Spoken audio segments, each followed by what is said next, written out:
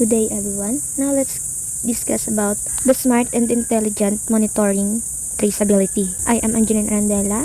Ano nga ba ang smart intelligent monitoring? It is also known as traceability technology, kung saan mayroong advanced system na gumagamit ng sensor, data collection, artificial intelligence, and Internet of Things. These devices is used to monitor the products from the production to consumption. Itong technology nito ay siya nagdudugtong sa gap between the local farmers and international consumer by providing the information about the origin, quality, safety, and movement of agricultural products. So, sa pamamagitan ng smart monitoring system, farmers, manufacturers, distributor, and consumer ay natatrack na yung product using the digital tools kagaya ng QR code, sensor, cloud. Itong mga technology ito, makakatulong for transparency, food safety, efficiency, and consumer trust. For example, consumer in another country can scan the QR code on a food product and immediately access the information about where the product was grown or how it was processed and whether it meets the standard. Sa modern traceability naman, ang aims din nito ay ang makapag-support sa environmental and health monitoring sa pamamagitan ng polymer-based sensor and low-temperature fabricated devices. Ano ba ang mga nadidetect ng sensor na ito?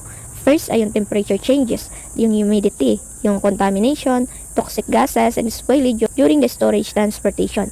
So, dahil dito sa sensor na ito, nagiging mas flexible, low-cost, energy efficient, and they are suitable for agriculture, food packaging, and healthcare and environmental application.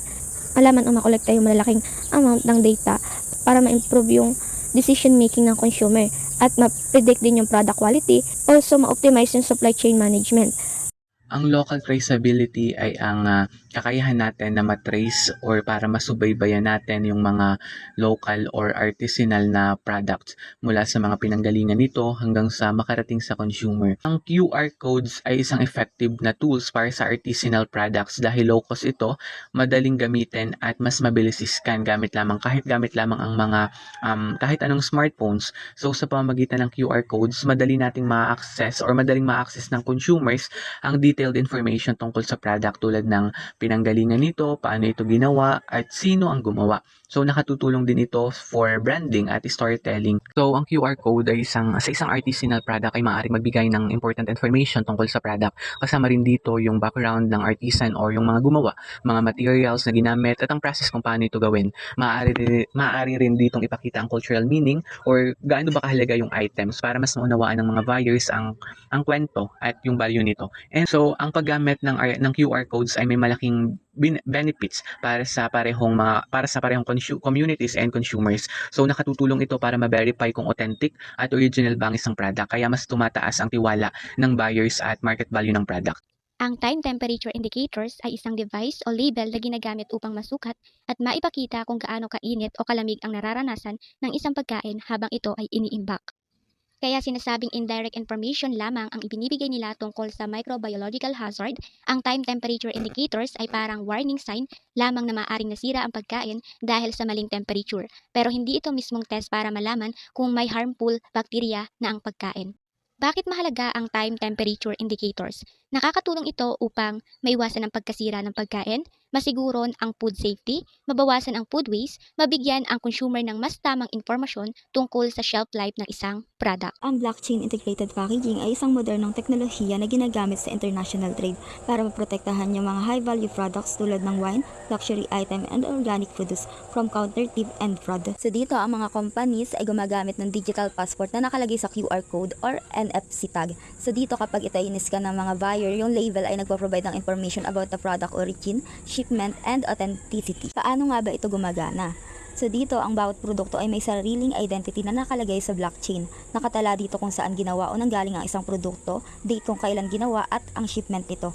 Yung mga impormasyon na nakalagay dito ay hindi basta-basta nagagaya or nababago. Kaya makakasigurado tayo na ligtas at tunay yung darating sa atin na product. Nabibigyan rin ng pagkakataon yung mga retailers and consumers na malaman kung nasa na ba yung kanilang product and kung kailan ito darating. Ngayon naman, alamin natin ang benefits ng blockchain. Nakakatulong ito para mas ma-improve pa ang security ng mga produktong dumarating sa atin dahil may proof din ito na nakalagay sa label. Nakakatulong din ito upang maprotektahan yung mga buyers laban sa mga fake products na nasa market. Yung challenges naman dito dahil nga mataas yung cost nito ay hindi kayang i-provide ng ibang company yung ganitong klaseng setup or security para sa kanilang product. E and AI or ML-driven sensor design. Ito ay ang paggawa ng mga polymer-based sensor. So, smart packaging offers several important benefits. It improves food safety and quality by detecting foliage, temperature changes, or contamination. And nakakatulong din to na ma-extend yung shelf life ng product and ma-reduce yung food waste dahil madali nang malalaman ng consumer kung yung food ba ay safe pang kainin. And in addition, it allows better tracking of product from production to delivery. And it provides useful information such as nutrition facts and product authenticity. So looking into the future, smart packaging will become more advanced and interactive. It will connect to phones using QR code, NFC, or mobile apps to give real-time product updates. And it may also use sensor and artificial intelligence to predict foliage before it happens. And eco-friendly material will be developed, making packaging both smart and sustainable. And in addition, it will provide more personalized information and will be widely used in industries like food, medicines, and logistics. So to conclude, smart packaging is a very important innovation that improve product safety, quality, and convenience. It helps reduce waste, extend shelf life, and give consumer valuable information. As technology continues to develop, smart packaging will become more advanced, eco-friendly, and widely used in many industries, helping create a safer and more sustainable future. So that's all for the presentation of Group 2. Thank you. CME and AI or ML-driven sensor design. Ito ay ang paggawa ng mga polymer-based sensor. Sa kabuuan ng integration ng ICME at AI or ML ay ginagawang mas smart, fast at data-oriented ang pagdevelop ng sensors. Mula sa trials and error, lumilipat na tayo sa predictive design na napaka-importante para sa susunod na generation ng wearable electronics at industrial automation. Tumakas naman tayo sa smart integration and IoT smart. Sinasabi na ang main idea nito ay hindi sapat na makabuo lang ng advanced na sensor sa lab para maging useful sila sa real world. Kailangan silang i-integrate sa smart platforms like IoT or Internet of Things. Ito ang bridge na nagkokonekta sa standalone sensors para maging bahagi ng isang network. Kaya nagkakaroon tayo ng real-time monitoring at mas mabilis na decision making. Data transmission naman, ito yung gumagamit ng protocols gaya ng Zigbee, Bluetooth, Low Energy or BLE, LoRa at Wi-Fi para mag-send ng data wireless.